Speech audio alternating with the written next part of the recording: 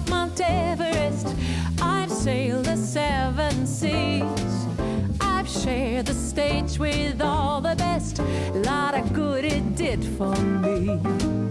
I've walked the wall of China, walked till my feet were sore. Came home to Carolina and found my love next door. Well, what do you know? I didn't have to travel the world. Yeah, what do you know?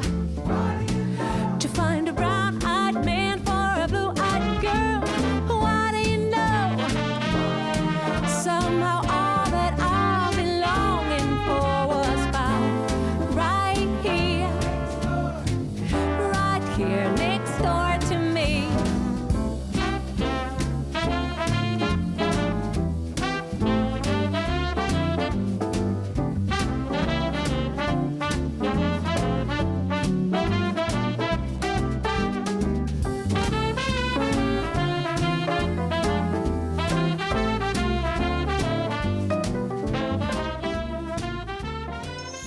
Hey guys, it's Valentine's Day today, so to celebrate I'm going to be giving you a tour of Sulphur's Valentine's themed cage. For those who don't know, Sulphur is our male Campbell's dwarf hamster and he lives in the test tube cage, which is one of my own DIYs, and if you want to see how I built it you can check that out over on my channel. Diving straight into the tour, here's an overview of what the cage looks like. You can see it has a very obvious pink, red and white theme with a little bit of green thrown in. For this setup I've used 2 different substrates, the main one being aspen shavings, which you can see inside the little heart house over there. That is underneath everything in this cage, and there are 2 reasons I've used that as the main substrate. The first being it has great odour control, and the second being it's fantastic for burrowing, which Sulphur is a big fan of. The other substrate I've used is coloured kitchen tissue paper. I've torn this into strips. We have it in green and also up here in 2 different shades of pink and also white, and this is purely as a decorative substrate.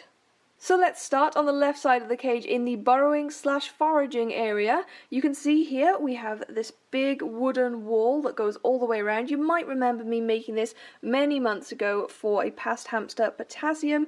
This was used for keeping his sand in one area, but for Sulphur I've used it as a digging area, so I've been able to fill that up with aspen and he has built a fantastic little burrow under there, and I've topped it off with pink and white shredded tissue. The great thing about this area is not only is it perfect for burrowing, but it also gives me a great area for scattering food so that Sulphur can enjoy some foraging. Because of that I've decided not to put too many items in this area. We just have a white metal bucket at the top as a hideaway and this very cute Happy Valentine's Day mug which I bought from Jumbo. There's a slight gap between the edge of the burrowing area and the edge of the cage, so I filled that with aspen and shredded tissue and then sloped it down into the lower area, so that gives Sulphur one way of getting up. He can also get into his burrowing pit using this bendy bridge.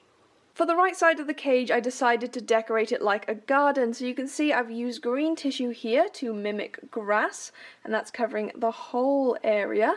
We also have this little stone path that goes all the way up to the heart house, which I showed you guys how to make a couple of weeks ago. Either side of the heart house are these DIY 2-toned heart trees. I thought these were just a really cute decorative element, but bonus because they also make great chew toys. The wood and the card are both safe to chew on. In the corner behind the house we have a decorative feature. This is a lolly stick bench which he of course can sit on or chew on if he wishes, and there's a little bouquet of flowers along with a little love letter, and behind that you can actually see the cardboard rose bush that runs all the way along the back of this side of the cage. And on the other side of the house is Sulphur's purpley pink 8-inch comfort wheel. At the front of the cage he has a cardboard tube which I've wrapped in rose wrapping paper.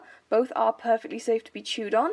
And he has this little red snuggle pouch, which is once again something I showed you guys how to make a little while back, and you can find the tutorial linked down below. Word of warning though, it is not a good idea to be giving fabric toys to hamsters that you know will chew fabric. We have never tested Sulphur with fabric before. This is his first toy, so I'll be keeping a very close eye on this to make sure he's not damaging it. Another mostly decorative element is this super cute and kind of romantic wishing well. Now it is big enough for him to fit inside, but like I said, the main purpose is just for it to look cute in the cage. In the right hand corner is another tunnel wrapped in rose paper, and behind that is a heart-shaped wooden chew.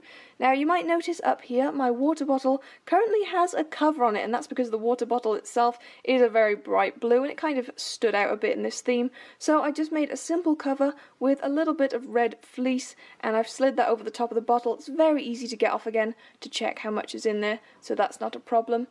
And finally, down the bottom is a glass dish with his food in.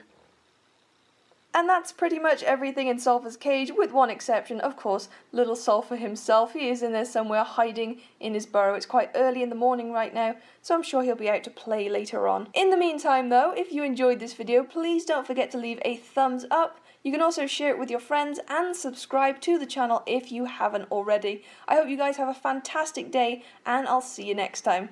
Bye bye!